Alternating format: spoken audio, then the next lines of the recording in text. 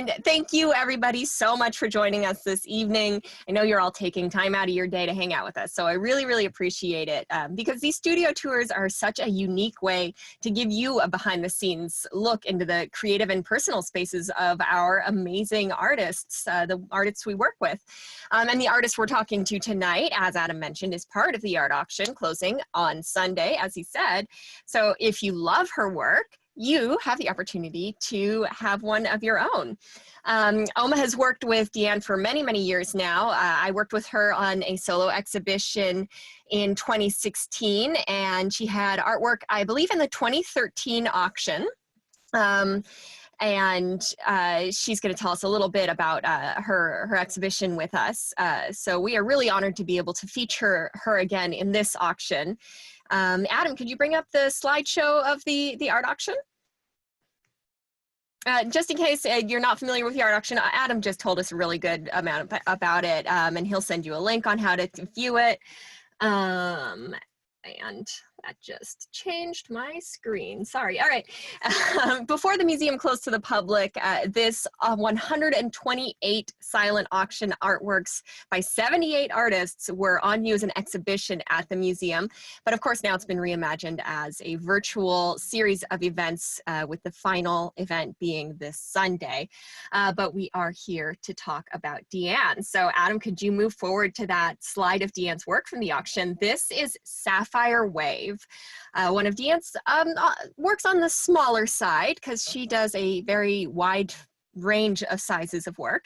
But when the light hits it just right, it fills the space that it's in. It has a very unique relationship with any space that it's in. It's just incredible the way the light interacts with the glass, the dichroic glass, and the metal that it's made with, and creating this very sculptural quality that creates beautiful spatial light patterns revealed with exactly the right lighting. So now I would like to bring on Deanne to tell us a little bit more about herself and her practice before we start exploring her space. Deanne, it's really, really good to see you. Tell us more about yourself. Well, it's nice to be with everyone in these rather strange times. So I want to thank you guys for persevering through this, really. You, Maria, Adam, I mean, you're doing a fantastic job, really, with, you had to just change things and get through it. So I really admire you for Thank you so much, Deanne. Continuing to support all of us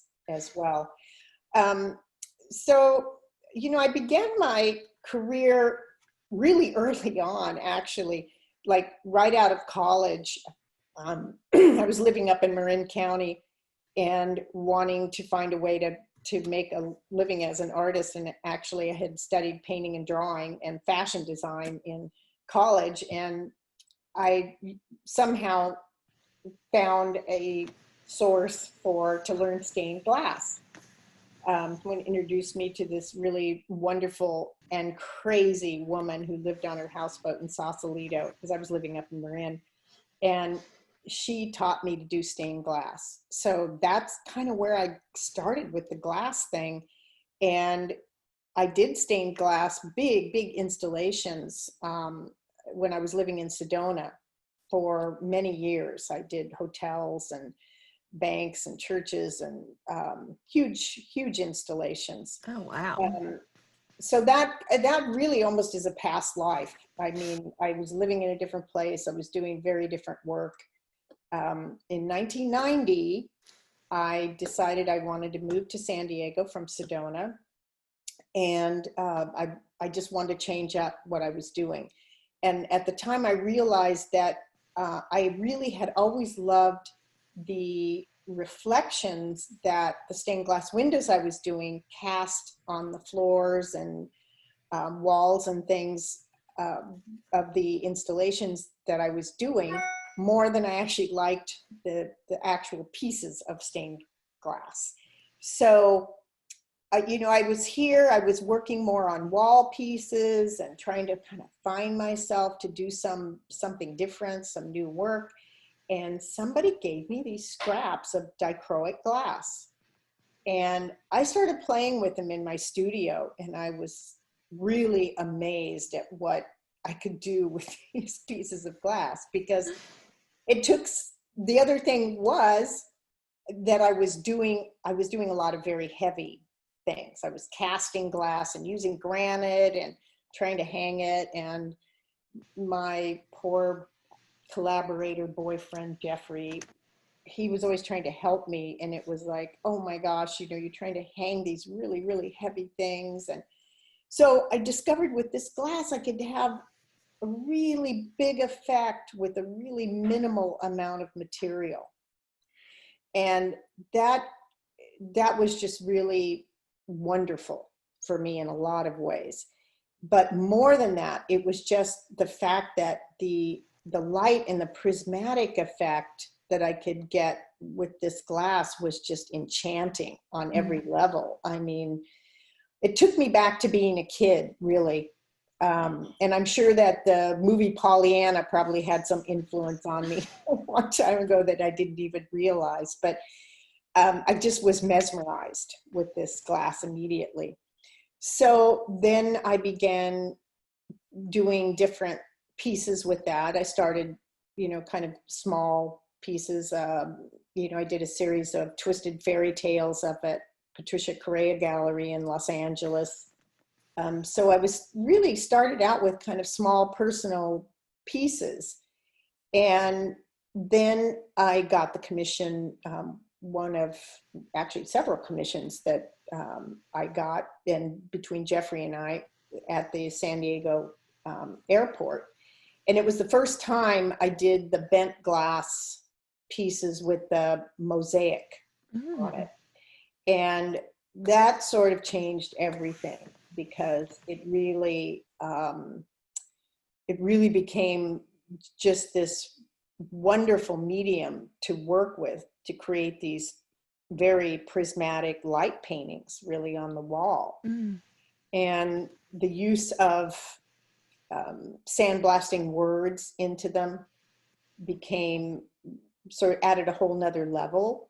So while I could seduce people with the light and the color, I could put words and subtle messages in them to kind of take them to a little bit deeper level. And with the airport, that was really sort of the intention, was to get people to think about nature a little bit, calm down. You know, it's a stressful time when you're traveling. So that's kind of where that whole thing started. And from there, it's just taken off. I loved doing the show at the Oceanside Museum, because again, I got to go back. I do a lot of installations, a lot of healthcare, and I'm project oriented. I love doing those, but sometimes it's really nice to go back to just doing some personal work. And so with the show at the Oceanside Museum, I got to revisit that again. And that is when I came up with doing these louvered pieces, which I really, really love that series. It's pretty much my favorite series, other than the Twisted Fairy Tales. Those two are my favorite. So it was a really nice opportunity for me to, you know, to be able to show that work. So that's where I've been and where I've ended up.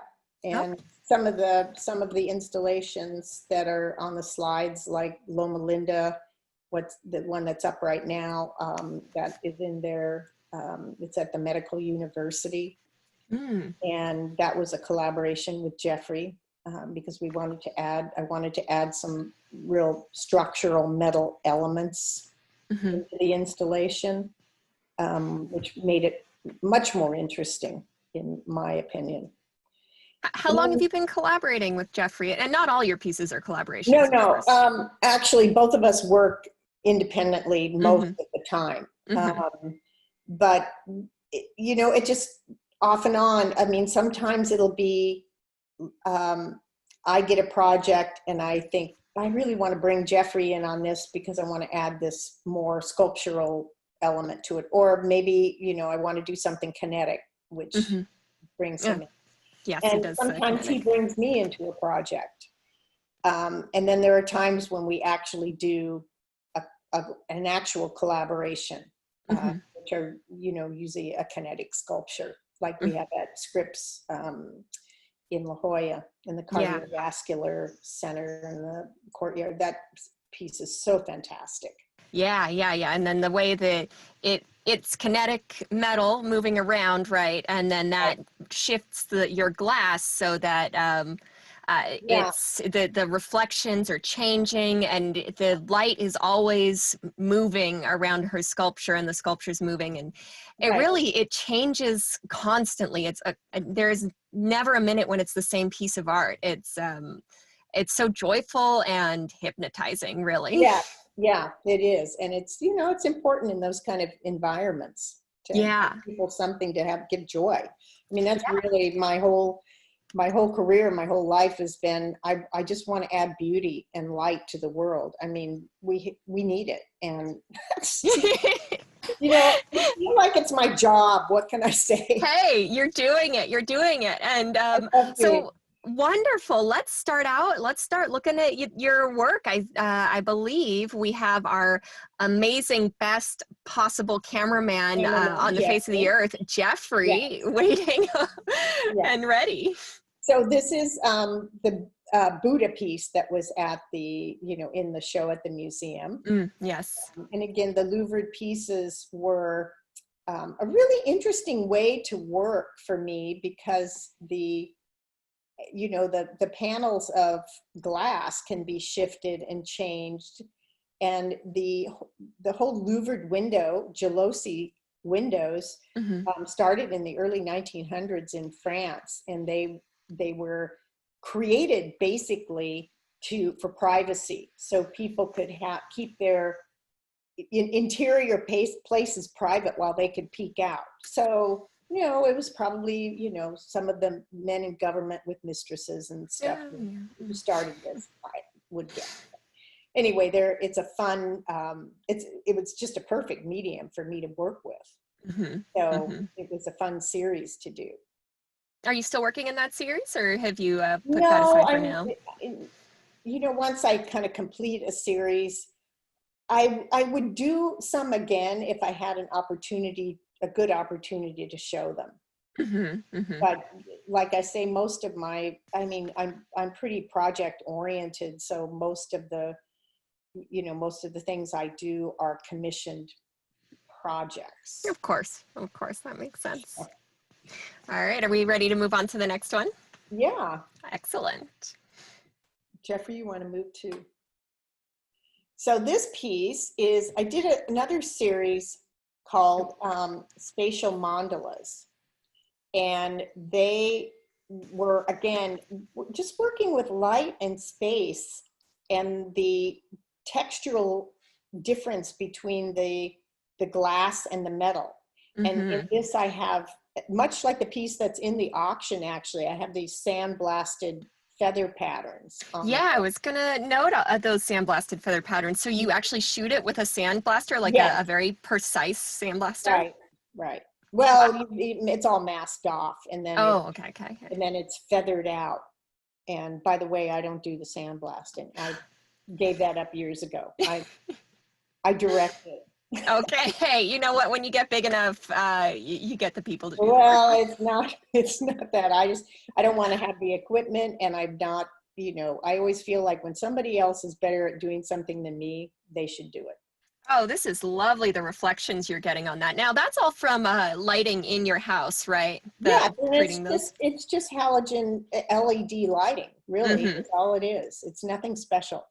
I mean, but directed beautifully with the spots hitting the artwork just right. Excellent. Well, let's take a look at what's on those shelves right next to it.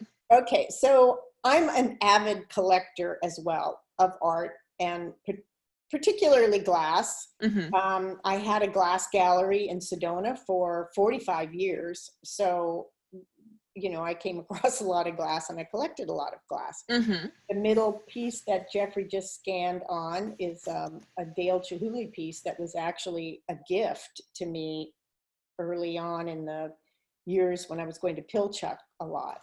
Wow. Really a special piece. And then on the top there's various artists, one's from France, the two others are USA. I like the odd things. Yes. And then down below is actually a piece of Jeffrey's from before we knew each other. And it's just kind of interesting because Jeffrey was using glass in his work before we met, and I was using metal in my work. So it kind of was interesting that we sort of met and started collaborating. Yeah, melding, Here's my perfect little melding. lovely Lola on her pillow. Yeah, she's a piece of art too. Yes. Oh, she's sweet. Yeah, and then we have a painting by a Jerome artist. And this was done in, I don't know what year, but it was all about his being mad at the IRS. And I've always just kind of loved it from that perspective. So, yes. Yeah. Hey, we can mostly relate. Robin Andrews. And then in the corner, we have several of my pieces, and on the top right is one of the Spatial Mondelez pieces and out of that series. And then the smaller pieces are from a series I did called Box of Moonlight. And they're just really, to me, they're like little jewel boxes, and they all emit this, there are all these little boxes that emit light. Yes, And that's the perfect way to describe them. Little jewels adorning the wall. That's perfect. So it's another series I really particularly like. And then if you show the fainting couch, Jeffrey, that's Jeffrey and I, we've been through all kinds of phases, let me tell you. We did a series of furniture, very Baroque furniture for a while that was really fun. And we had shows and sold it at Gallery 8 in La Jolla. Oh my gosh. Not metal and glass furniture, surely. Yes. Oh my goodness. All right, here's another Chalice piece, right? Oh, hi, Jeffrey. Yes. We can see your shadow. Yeah. So that's another one from the show. Yeah, I remember that one. This one is really sort of a comment on the negative space of the figure and how the figure itself is just a clear negative space, but there's all this energy and color around the figure. So again, my work is so much about perception, and how our perception of things is really from one point of view. So it can be very different if the light is just changed slightly from a different angle. Jeffrey's showing the light on the ceiling right now. Oh, Jeffrey, go back and show the light on the ceiling again. I think we might have missed that. You want to show the light on the ceiling, Jeffrey? Yes. Yeah. I love that. That's all from that piece. That is so gorgeous. See, the way your artwork fills an entire room. Yes, I mean, it really is kind of amazing. And it is joyful. It's really a joyful kind of experience. Yes. And now, is this the point where Jeffrey's going to move across the room? Yes. Yes. All right. Now, I was wondering about, so the Dichroic Glass is the little mosaic pieces that are attached, right? Yes. So how do you create those? How do you get just the right sizes and shape of that Dichroic Glass? Well, basically, we just break it up. I mean, there have been times when I've done things where I cut it, but it's very, I use really, really thin glass, like 040 float that is coated. And so it's really delicate, really hard to cut.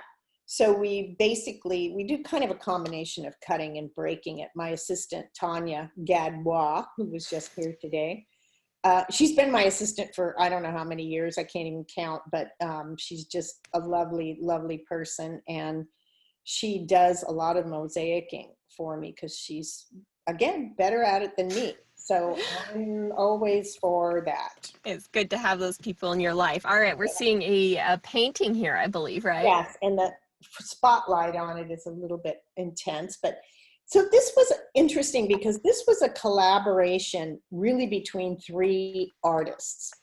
I was the model, Oh, Jeffrey was the photographer, and then we have a friend, Dennis Porter, who is a painter, and he did the painting from the photo. So it was just really kind of a fun collaborative piece. oh, that is so wonderful. Yes, it's Yeah. it's really wonderful to see what artists surround themselves with, Mhm. and that informs their daily life and Well, their again, thinking. I love having art around, and Yeah, not always my own. I like yeah. having a lot of other people's art. And So we can, what's the artwork that was next to that we were gonna yeah, see? so we Oh can go yeah. to the next piece. Um, and this is another collaboration. I love collaborating with people. Some artists don't, but I just really do. This was a collaborative piece with Michelle Curtis Cole, another Oh yes, amazing glass artist. I know you've shown her work as well. yes, yes. And she and I did a show at the L Street Gallery. We did this was part of a 3-part installation, and it's all glass frit. So it Mhm. is melted in the kiln first on flat on refractory board that's been carved out with tools. Oh. That brings in all that detail, the carved detail. And then after that's done and cooled off, then it has to go through another firing of being bent. But it's just a beautiful piece, and the texture is so wonderful in it because it looks like sugar. And, Yes. and there's just light sparks off of all the different little pieces of glass. It's really quite a wonderful piece. Yeah, yeah, that's beautiful the way the colors meld into each other. Yeah. And then this piece is a piece by an artist named Andy Moses, who Mm. is Ed Moses' son, and most art collectors will know who Ed Moses is, and probably even who Andy Moses is. And again, yay, I got this piece at the Venice Family Clinic auction. I mean, I buy art at auctions. Yes. It's a really, really good way to get a good piece of art that I probably never could have afforded any other way. But it's just a mesmerizing piece. And I mean, I love this piece so much. I look at it every day. It's a really calming shade of Mhm. blue, I have to And admit. it reminds me, I mean, it's so incongruous with what I do. You know, It's different, yeah. it's has a very similar, the illuminating effect has a similar quality. And then next to that is a piece. Ah, yes. Okay, look at the table. This is more of the furniture Jeffrey and I did, the slumped glass tables. Oh, that's fun. I love that. Yeah. I love that word, slumped glass table. That just describes perfectly what we're looking at. Yeah, it's really fun. And above that is a piece that Jeffrey and I, or yeah, we bought Oh, at when we were in Menorca, Spain this last oh, year. And the gallery owner is a photographer, and this was her work. And I just loved it. And I loved her. So I wanted to have one oh. of her pieces. So I that's have a something, quick question before we move on from Yes, the Andy Moses painting. Or it is a painting. Is that Andy yes, Moses? It is a uh-huh, painting. Wow. yeah. Okay. That it looks almost like photo manipulation No, or something, but no, that no, is it's a painting on convex or concave. I never can remember. con Cave, cave. concave can. Wow. Yeah, you're right. That And it does it yeah, very much glow like shined hmm, metal or glass. and he does really big pieces too, but I just happen to like this scale. All right, so we're moving on to another portion of the room, I believe, or another portion of the Yeah, we're moving on to a area. corner that again is glass that Mm-hmm. I have collected. The top piece is an Italian artist, Luca Vidal. And then in the middle is several, Clifford Rainey is one of the artists, and I can't think of all of them right now. And then the bottom piece, the blue chalice, is actually, I did a series of these chalices. I worked with a glass blower who used to be here, Thor Bueno. Again, I love working with hot glass. And I have, you know, taken classes in glass blowing, and I've blown glass myself. I was never very good at it, but I loved being able to design things and work with somebody to get it made. So that's how, you know, how that came about. And then I think we can move on to the other room. Yes, we're moving on to the other room. And while we do that, I quickly wanted to know, did you design and build that fainting couch? Was that? Jeffrey really built the fainting couch. We designed it together, and he built it. It's not glass. That No, one was that's just okay. That's just steel. There's no glass in that. I probably tried to put some glass in it. So this is another piece from the louvered series, from the Chalice series. Is it a dove? No, it's an angel. Okay, yes. It's a red angel. She's a very seductive angel, I think. And it actually was another photograph from the same series that you saw from that painting. Oh, okay. I had these black wings, and we just went down to the beach and started taking photographs. And this was one of the photographs from that then I took and used as a pattern to make this piece. And it's just a really hypnotic piece. So this is one I'll keep forever. Yeah, I love the way that it is very a deep red in on the wall, but it's blue, almost it's like a light blue on the reflective surface. Yeah, that's right. Oh, that's a gorgeous close up. Yeah, it's beautiful. And then, you know, depending on how the panels are, you know, the angle of those, the color totally can change from orange to red. Yeah, it really does. Yeah. And then we were just going to take a really quick shot of the mosaic that my assistant Tanya and I did in my bathroom, which was really a fun project. Oh my gosh, that is huge. It's a huge mosaic, and it took us a couple of months. But, you know, I basically just took a picture of water rings, and then I pixelated it, and you know, we put 1-inch tiles in all of those 1-inch pixels. Oh, wow. It was a labor of love. A labor of love, definitely. Is Tanya a mosaic artist?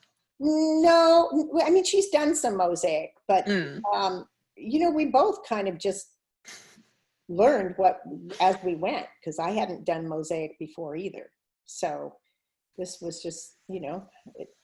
I love seeing Lola. Lola's the star of this show. Right. Okay, I think we can move now to the studio.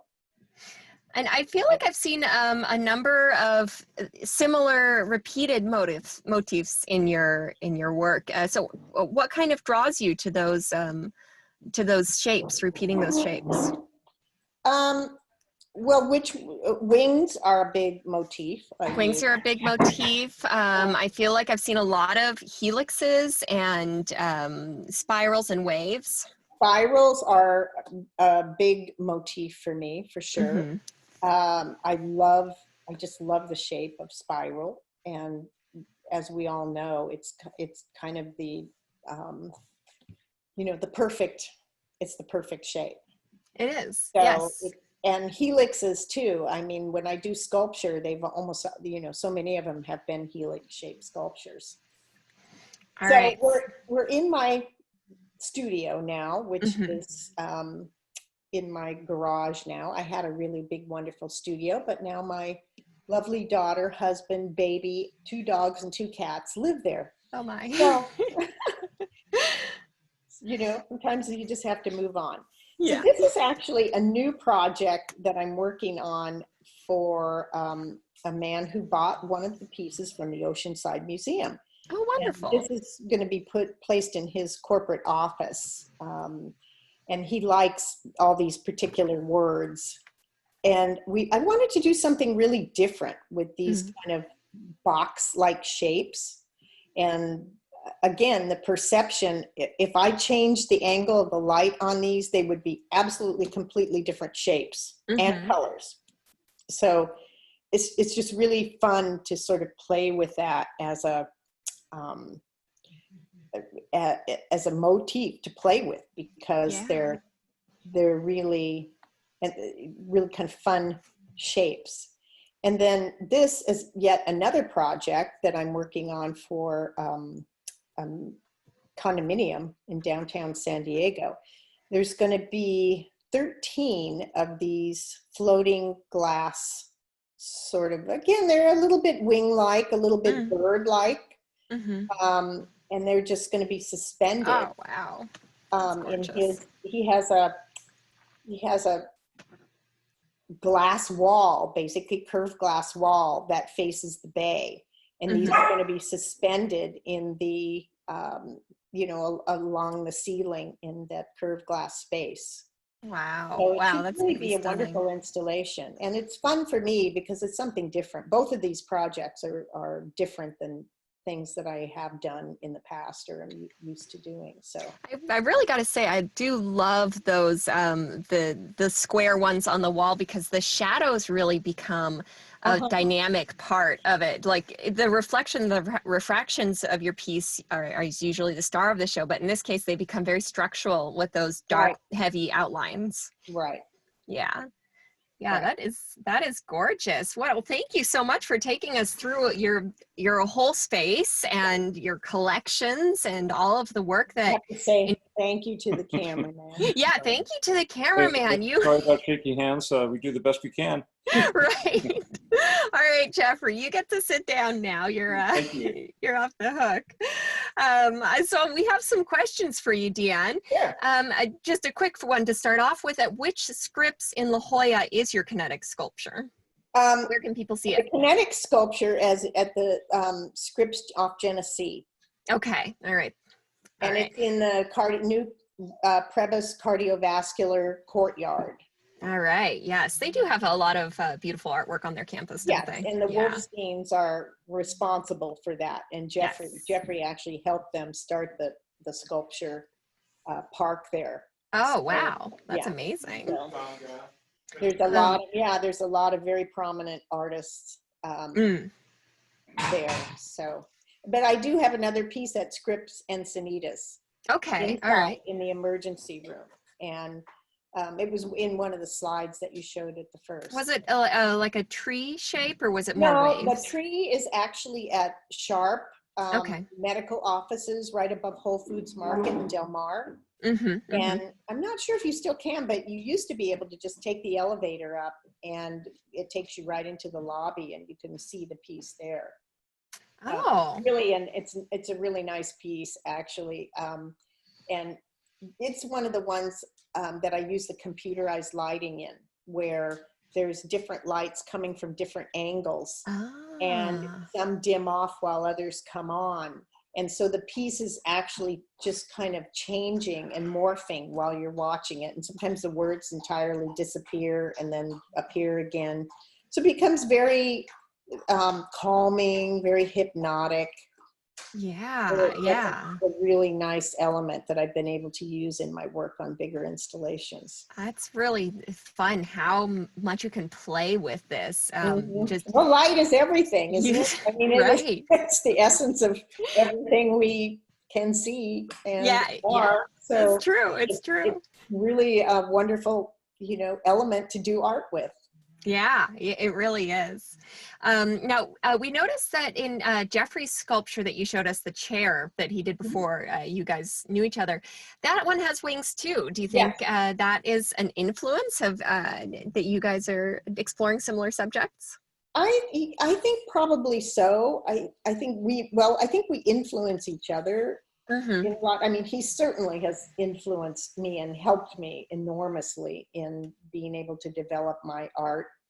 I couldn't have done a lot of things that I've done without his help, because he has sort of an engineering mind, He knows how to help me balance things and structure things. And, I'm in the creative zone, but I don't always know how to make things work. Sure. I totally understand when, and I know I'm familiar with his work. If any of the viewers aren't, it's very, very large metal pieces, Right. often curved, often balancing and rotating very smoothly. And yeah, that takes a very particular kind of engineering mind. But your artwork, I feel like, takes a lot of science and physics involved with it. Now, did you ever study science and physics No. beyond the perfect spiral? No, not at all. I mean, believe me, I wish I work with light and light waves, and I've tried to understand them, and I read about it, and I try really hard to understand it, and I just kind of don't get it on a certain level in my head.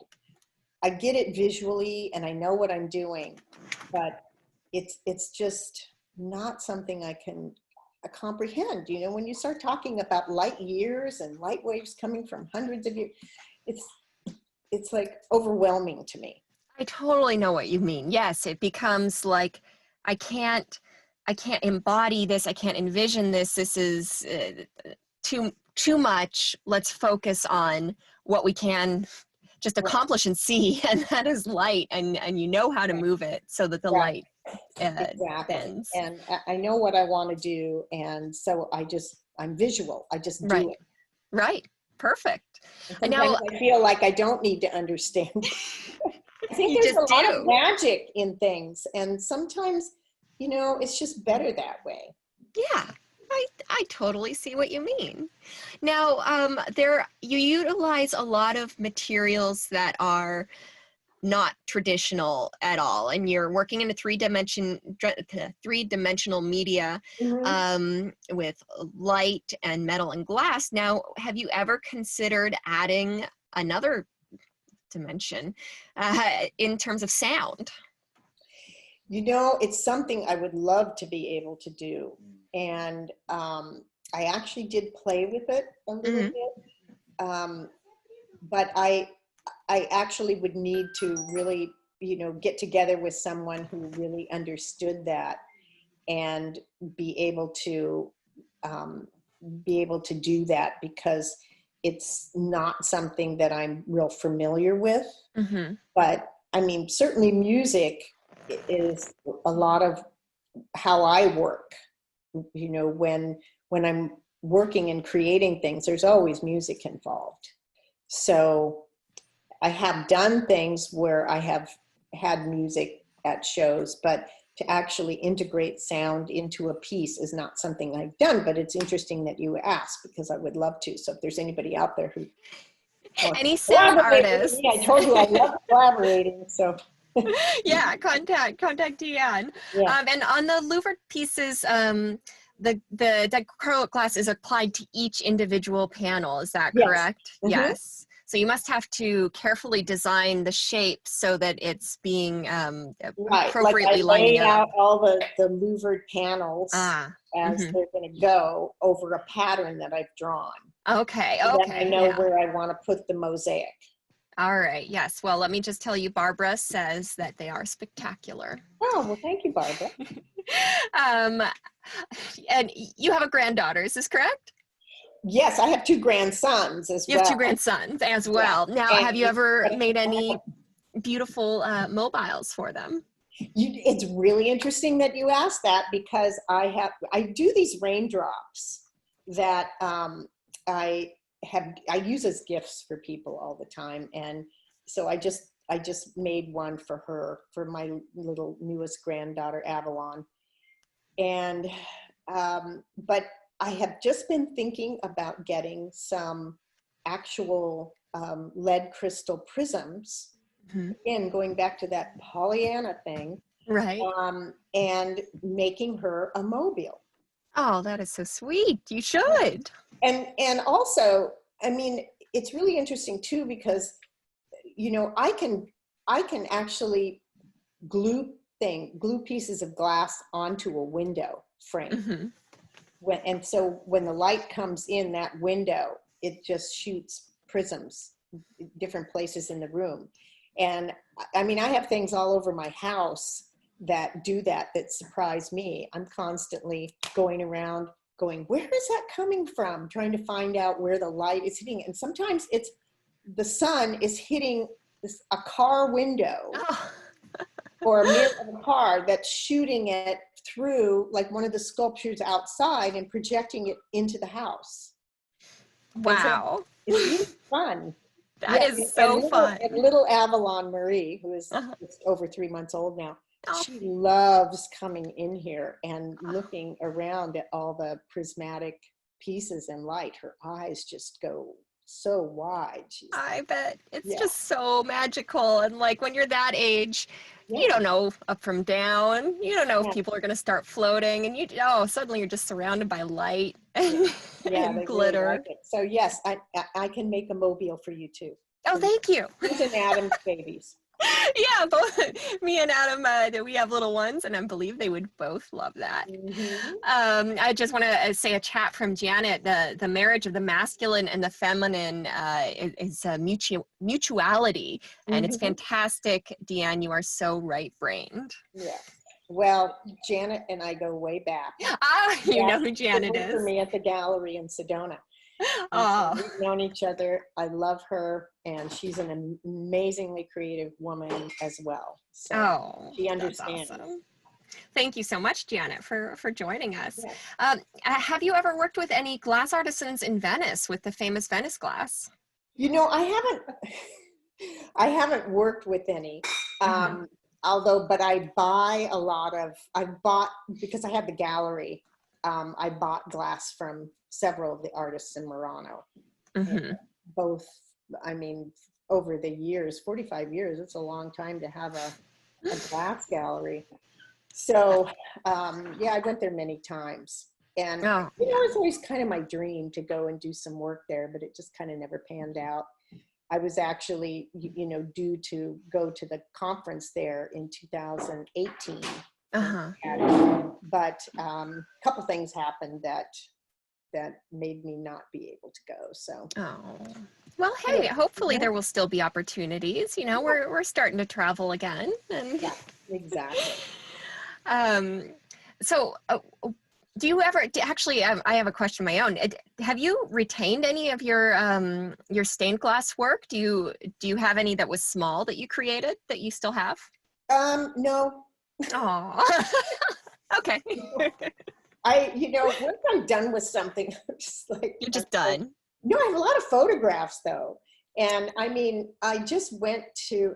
Oddly enough, I was just in Phoenix last year for a family thing, and I actually went and stayed at the hotel where I did this huge 40-something foot tall window that is like 8 feet wide and 40 feet tall. Wow. It's in like waves. It kind of goes out and in and out, and it was really fun to go see that again because I hadn't seen it in years, and I was always hoping it was still there and standing.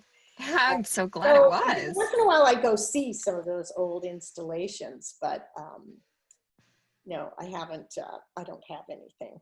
Oh, well, yeah, I know that feeling of revisiting work that you've done or stumbling upon it and kind of, oh my gosh, I remember that. I remember that process. Wow. And when I go back and look at all the stained glass work I did it was about 15 years that I was doing that. And, I studied with some of the big German architectural glass artists and up at Pilchuck. And so I really learned how to do the larger architectural designs and fabrication from them. So it's kind of like, I'll see that and I'm like, geez, I have done a lot of work. Yeah, yes, you have, and you've had an amazing education. There is one here. I keep forgetting about it. There's one at the Rancho Penasquitos Library. Rancho Penasquitos Library, okay.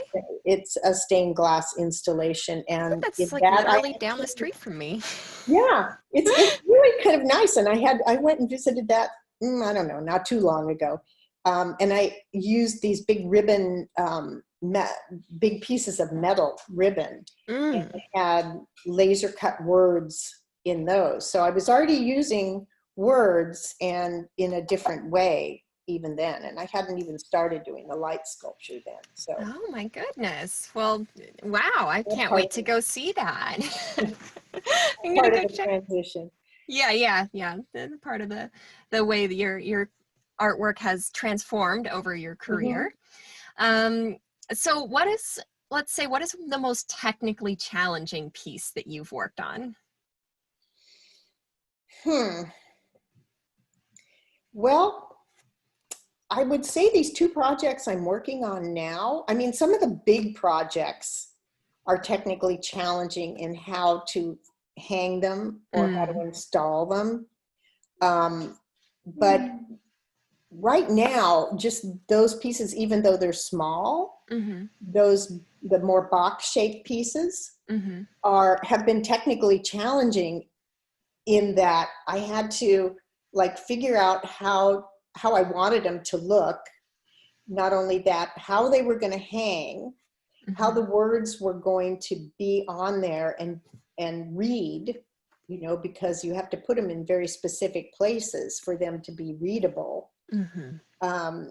And so that was really technically challenging because it was just new for me. So that was all kinds of stuff I had to figure out. This other one was a little bit that way too, just in terms of suspending things. Mm-hmm. I mean, I have done some suspended pieces. I did a project in Phoenix for a hotel years ago, again, that Jeffrey helped me on, that were 108 raindrops. That's where the Oh raindrop my gosh. thing started. And that, yeah, is 108 raindrops that had the dichroic on them, not all of them, but most of them. And they were suspended over the escalators in a lobby to form a really big raindrop. Oh. So they had to be hung, you know, in a really particular way to form this huge raindrop, like 16 feet by 10 feet. But suspending these pieces has been challenging because they're bent, and I have to get them to balance. And I thought, oh, no problem. I'll just hang them. And Jeffrey said, you know, it's not going to be that simple. You have to think about the weight. And, you know, and suddenly I started trying to balance them. And I was like, dang, this is not easy. And so my assistant and I sit there, I start with my fingers, trying to balance them with my fingers to see about where clips need to go. And then we have to get up and hang each one and move the clips around until we get them to balance just right. Oh my gosh. Okay, so that definitely has some technical hurdles you have to work through. But we have a question about the raindrops. Was there a reason behind the number 108? Because yes, tell us. 108 is like this rhythm that goes back to, and I'm going to see if I can remember it all now. But there's 108 heartbeats. I can't remember now what the whole thing is, but 108 is a very spiritual number. And I'm just blanking out on all that. But it came from some Joseph Campbell things that he wrote about. And I was really fascinated. You know, I've studied a lot of yoga and different things. So we always do 108 sun salutations when we're, you know, some spiritual holiday or whatever. That's always 108. And it's a rhythmic number that if you divide it down, it, again, kind of like the spiral, it's kind of the perfect number. It divides down into all these different things. That is fascinating. Rhythm of the heart, the rotation of the earth. Oh, wow. Yeah. I'm going to do some more research on this. I'd love to learn more. I'm going to do it again now because, you know, I knew it at once, you know, one time, Right. but I haven't revisited it for a few years. And if I haven't, it's gone. Well, Maria also does say, well, that's how many beads are in a mala and a rosary. So I imagine we see this number all over the place, Right. and we don't even realize it. So what actually inspired you to begin when you were in college? What's inspired you to begin working with glass? You know, again, I think it just goes back to looking for a way to make a living, and somebody saying, this woman does stained glass. And I was like, I don't know anything about stained glass, but sounds kind of cool. And, you know, I kind of laughingly say, I think I was destined, because when I was about 5 years old, I was skating in my bedroom in my socks, and I went right through a window and cut both my wrists. Oh my So gosh. my mother had to rush me to the doctor, and it was pretty traumatic. Oh, So wow. I kind of think, you know, I was sort of destined right then and there to work with glass, and I cut myself all the time still. Oh, And no. it's just the way it is. But yeah, I've always been fascinated with it. So, you know, it just was really that link to the woman who did the stained glass that got me going in that direction. And before that, I was always creating something. I mean, ever since I was a little girl, I was always making stuff. Right. So. What was the next question? Sorry, I lost my place. Okay, work us through the creation of one of your pieces. You said you do a drawing, but especially for those louvered pieces, you would do a drawing, and then you would lay out the dichroic glass on top of that. What about maybe the helixes or something like that? Well, let's talk about a wall installation. That might be easier for people to understand.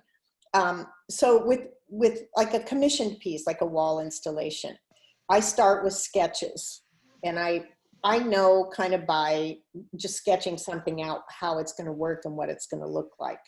But usually if I'm working with someone, you know, we start with that and get the direction that they want to go, and the size and all that, color.